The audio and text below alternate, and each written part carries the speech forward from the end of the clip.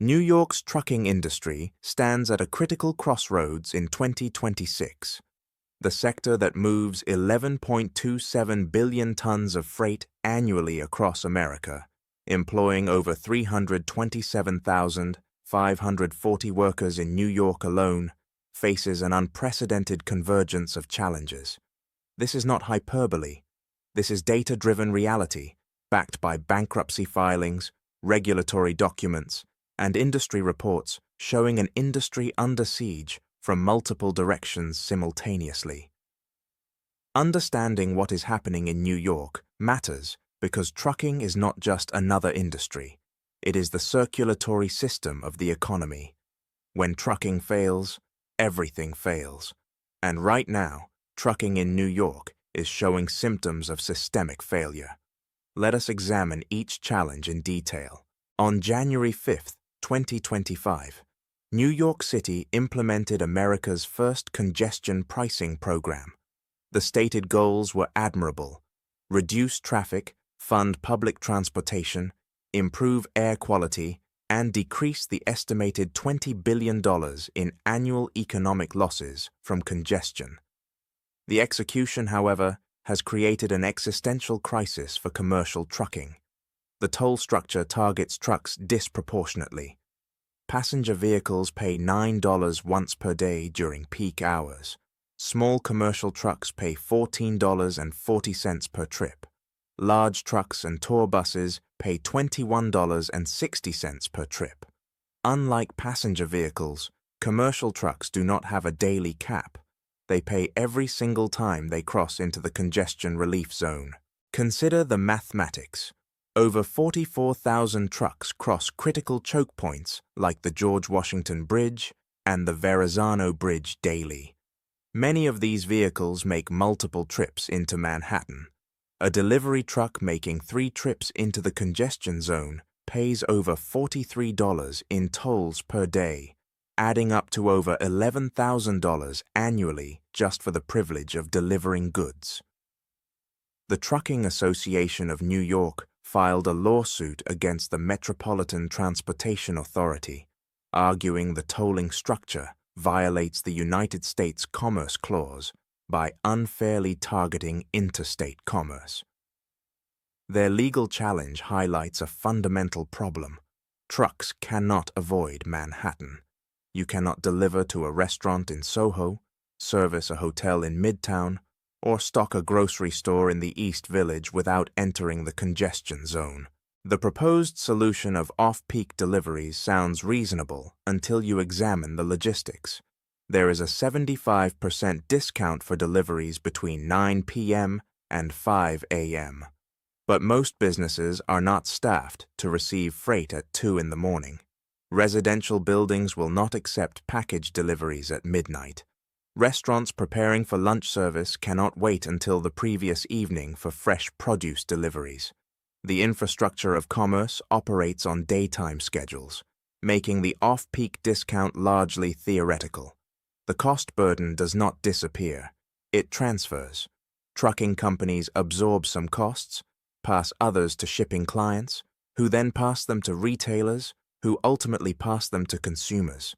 Every slice of pizza, every hotel room, every construction project in Manhattan now carries a hidden congestion pricing surcharge. Meanwhile, traffic data from the first year shows mixed results. Average speeds within the congestion zone increased from 8.2 to 9.7 miles per hour, a 15% improvement. But this improvement came at enormous financial cost to an industry already operating on razor-thin margins. The National Bureau of Economic Research Analysis confirms the policy reduced vehicle counts, but at what economic price to the freight sector remains inadequately calculated. Commercial truck insurance in New York has entered crisis territory. The numbers are stark and undeniable. Over the past 5 years, commercial truck insurance rates have jumped as much as 300%. New York drivers now pay an average of $666 per month, $7,996 annually for $1 million in liability coverage. This represents a 58% premium above the national average. For comparison, truck drivers in Maine pay $275 monthly. New York operators pay more than double for the same coverage. The increases are not slowing. In 2025 alone, physical damage insurance costs increased 18% over 2024 levels. Umbrella liability increased 12%. Auto liability saw increases ranging from 7.5% to 20%, depending on carrier history and location. Multiple factors drive this escalation. Nuclear verdicts, jury awards exceeding $10 million have exploded in frequency and size. Between 2005 to 2011 and 2012 to 2019, the number of cases resulting in verdicts over $1 million increased 235%. The average verdict over $1 million grew from $5 million in 2010 to $23.5 million by 2018. By recent years, the median nuclear verdict has reached $44 million, double the previous decade's median of $23 million. Insurance fraud compounds the problem. In New York, 75% of all reported fraud cases involve no-fault insurance fraud, primarily through staged car crashes and inflated medical claims. These schemes are not theoretical. Viral videos have captured staged accidents on the Belt Parkway and other major routes. Every fraudulent claim increases premiums for legitimate operators. The market structure itself has deteriorated. According to industry reports, New Jersey's casualty insurance marketplace is, quote, essentially non-existent, end quote, due to high-frequency claims and increased liability requirements. New York, California, Texas, and Illinois show limited active insurance carriers willing to write policies. When competition decreases, prices increase without constraint. Several states, including New Jersey, are raising minimum liability requirements from $750,000 to $1.5 million. If federal requirements increase from $750,000 to $2 million as proposed, the impact will be catastrophic for small operators. Premium costs could easily double, forcing many out of business entirely. For small carriers operating on margins of 3 to 5%, a 50% insurance increase in a single year is not an expense that can be absorbed or passed on. It is a business-ending event, and it is happening while every other cost category also increases. January 1st, 2025, marked the implementation date for New York's Advanced Clean Trucks Rule. Adopted in December 2021, the regulation requires manufacturers of medium and heavy-duty vehicles to sell increasing percentages of zero-emission vehicles, starting at 7% in 2025 and ramping to 100% by 2045. The goal is climate-focused and environmentally sound.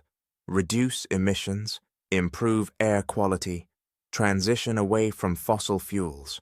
The implementation has proven economically catastrophic. 4 months into 2025, the numbers reveal complete market failure. An average of 4 zero-emission Class 8 trucks have been sold in New York each month, 4 units. The state needs approximately a 600% increase in zero-emission vehicle sales just to meet the minimum RCT requirement. Meanwhile, diesel truck sales have collapsed. In California, which pioneered this regulation, sales of medium heavy-duty combustion engine trucks declined by over 80% in 2024. The same pattern is replicating in New York. The regulatory mechanism creates an impossible bind. The rule does not ban diesel trucks outright. Instead, it mandates manufacturers achieve specific ratios of electric to diesel sales. For every 7 diesel trucks sold, dealers must first sell 1 electric truck. but market demand for electric trucks remains minimal. The economics explain why. A typical electric Class 8 truck costs approximately $500,000. A comparable diesel truck ranges from $150,000 to $200,000. Even with available grants and incentives, the price differential remains prohibitive for most operators. Beyond cost, operational limitations make electric trucks unsuitable for many applications. Electric trucks weigh approximately 10,000 pounds more than diesel equivalents, reducing cargo capacity. Range typically maxes out below 300 miles on a full charge, making them impractical for long-haul routes or applications requiring full-day operation without lengthy charging stops. Infrastructure remains practically non-existent. New York is investing $450 million in 27 service plazas along the thruway, including 130 charging stations for passenger vehicles. The number of heavy-duty truck charging stations in this investment? 0. The real-world impact is playing out at dealerships across the state. Family-owned operations that have served the trucking industry for 30, 40, 50 years are facing closure. They have customers ready to buy. They have diesel trucks that meet market needs, but they cannot complete sales because they have not sold enough electric trucks that nobody wants to buy. Dealer representatives report turning away business. One Albany dealer stated, quote, "I have not ordered a diesel truck this year for my customers. Until we sell an electric truck, we cannot sell any diesel. I am personally scared that, if this does not change, I could lose my job because I do not have any trucks to sell." End quote. Legislative efforts to delay implementation have gained traction in multiple states. Massachusetts and Maryland have added flexibility to their ACT rules.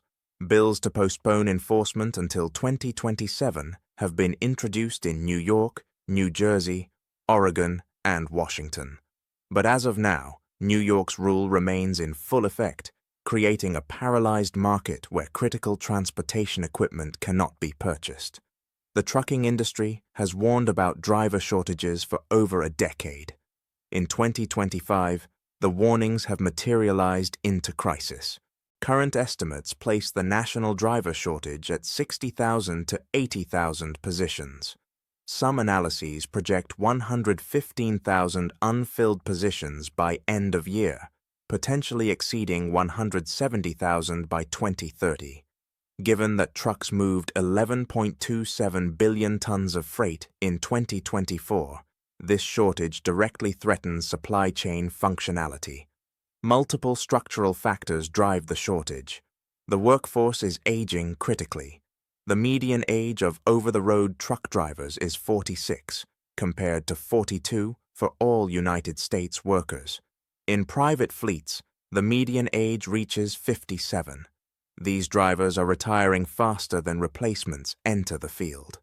Federal law restricts interstate commercial driving to those 21 and older, eliminating the 18 to 20 age bracket that might otherwise provide entry-level workers. Turnover rates remain catastrophically high. Annual driver turnover at large truckload carriers hovers near 90%. This is not normal labor market churn. This is an industry hemorrhaging workers. According to the national academies, time away from home, pay variability, and demanding work schedules are primary contributors to driver dissatisfaction and turnover.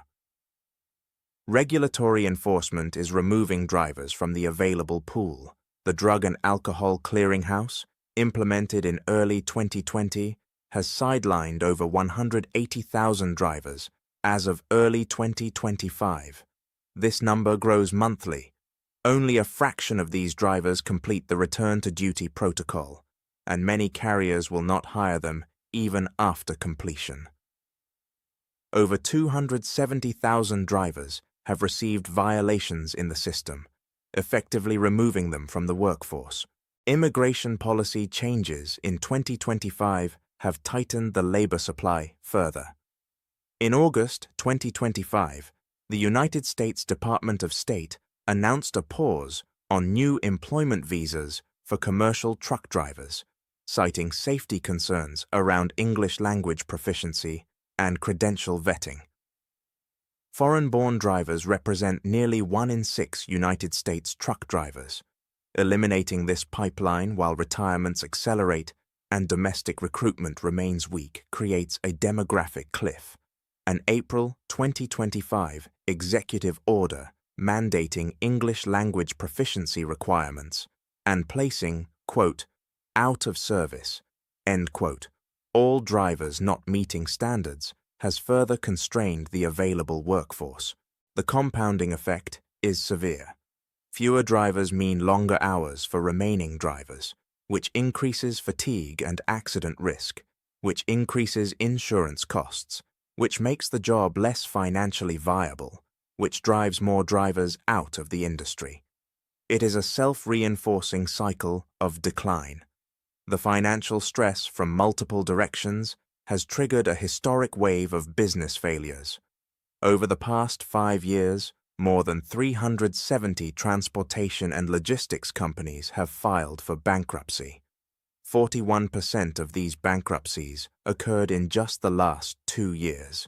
The acceleration is unmistakable.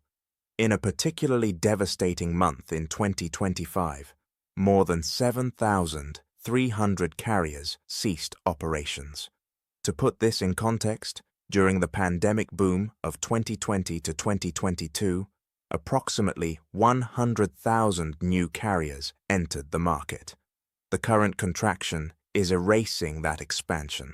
Per FMCSA data, the number of motor carriers declined by 10% in 2024.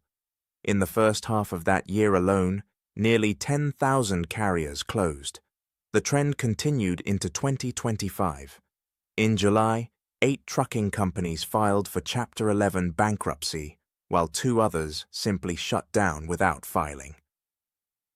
August saw similar numbers.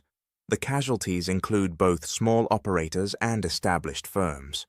Yellow Corporation's 2023 collapse eliminated 30,000 jobs in one of the largest mass layoffs in United States transportation history. In 2025, companies like Dolce Truckload Corp., Elite Carriers, Daniel Trucking International, Montgomery Transport, LLC, and dozens of others filed for bankruptcy protection or ceased operations entirely. Many filings show remarkably similar patterns: assets and liabilities between $1 and $10 million, creditor claims dominated by banks and equipment financing companies, and fleet sizes between 15 and 70 trucks. These are not mega carriers too big to fail. They are family-owned businesses that formed the backbone of regional trucking, now disappearing. The problem extends beyond actual bankruptcies. Many banks, facing declining truck resale values, have been reluctant to repossess assets from failing carriers. This creates, quote, zombie carriers, end quote, technically insolvent companies still operating, depressing market rates, and keeping overcapacity in play. Bankruptcy attorneys describe the dynamic, quote, the bankruptcy filing kept the company alive for several months, giving it a chance to see if spot rates would rebound. Had they done so, even just a little, the company was positioned to thrive, end quote. But rates have not rebounded. Companies that filed Chapter 11 hoping for market recovery have instead converted to Chapter 7 liquidations. Underlying all other challenges is a fundamental market problem: insufficient freight demand relative to available capacity. Since April 2022, the trucking industry has endured what analysts call the Great Freight Recession: 13 consecutive quarters of soft demand, depressed rates, and margin compression. This downturn differs from previous cycles, not in severity, but in duration. It has become a war of attrition where only the financially strongest survive. The pandemic created an unprecedented boom. Supply chain disruptions, panic buying, and e-commerce explosion drove spot rates to historic highs. In 2021, drivers earned approximately $1 per mile in profit. The boom attracted thousands of new entrants, expanding capacity dramatically. Then demand collapsed. By 2023, profit per mile had fallen to 3 cents, while operating costs remained around 40 cents per mile. Carriers were running loads at losses just to keep equipment moving and drivers working. Industry revenues reflect the downturn. Total trucking revenues fell from $1.004 trillion in 2023 to $906 billion in 2024. Trucks moved 11.27 billion tons of freight in 2024, down from 11.41 billion tons in 2023. Spot market rates tell the story. As of mid-December 2025, dry van spot rates averaged $2.25 per mile, with contract rates at $2.44. Flatbed spot rates were $2.53 per mile, with contract rates at $3.07. Refrigerated trucks saw spot rates at $2.62 per mile and contract rates at $2.80. These rates sound reasonable until you calculate costs. Marginal costs for carriers have increased from $1.73 to $2 per mile, excluding fuel. Add fuel at approximately 40 cents per mile. Insurance, maintenance, equipment payments, tolls, and driver wages, and profit margins evaporate. The outbound tender reject index, a key indicator of carrier bargaining power, rose from 4.3% in September 2024 to approximately 5.7% by February 2025. This slight improvement indicates some capacity tightening, but remains well below the double-digit levels that characterize tight markets. Capacity is finally contracting. United States Class 8 truck sales were running 11.5% behind 2024 pace as of October 2025, with the gap widening monthly. New truck orders are down 22% year over year. Used truck inventories have reached record levels as operators try to sell equipment in a depressed market. Industry analysts, including Michigan State University professor Jason Miller, have ruled out recovery in 2025. Quote, "At this point for the trucking sector, I have completely ruled out a market recovery in 2025. In an optimistic scenario, the earliest meaningful recovery could take place in the second quarter of 2026. End quote. The problem is overcapacity created during the boom has not fully cleared. Shippers enjoy abundant truck availability and leverage to negotiate low rates. Until enough carriers exit the market or freight demand increases substantially, rates will remain suppressed. Trade policy in 2025 has added another layer of instability.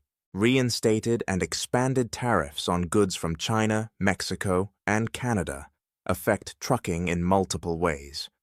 Approximately 50% of United States imports are intermediate goods, materials used in domestic manufacturing. When input costs rise due to tariffs, domestic production becomes more expensive or scales back, reducing freight demand.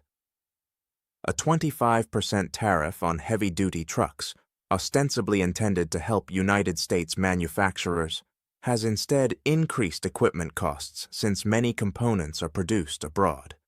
Manufacturers cannot instantly relocate production domestically. The tariff environment creates uncertainty that freezes capital investment. Companies that might purchase new equipment or expand fleets are instead waiting to see how trade policies evolve.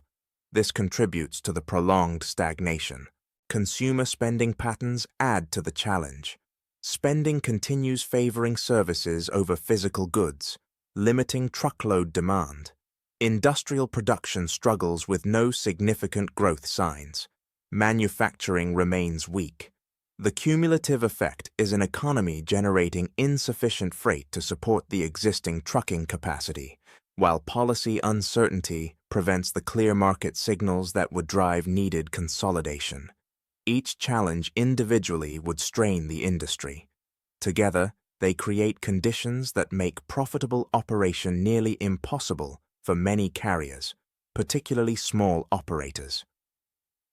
Consider the cash flow mathematics for a small carrier operating 5 trucks in New York. Congestion pricing adds roughly $55,000 annually across the fleet for vehicles making regular Manhattan deliveries. Insurance costs, having increased 50%, add approximately $35,000 annually in additional premiums. Unable to purchase new equipment due to ACT restrictions, the carrier pays higher maintenance costs on aging diesel trucks, adding perhaps $15,000 annually.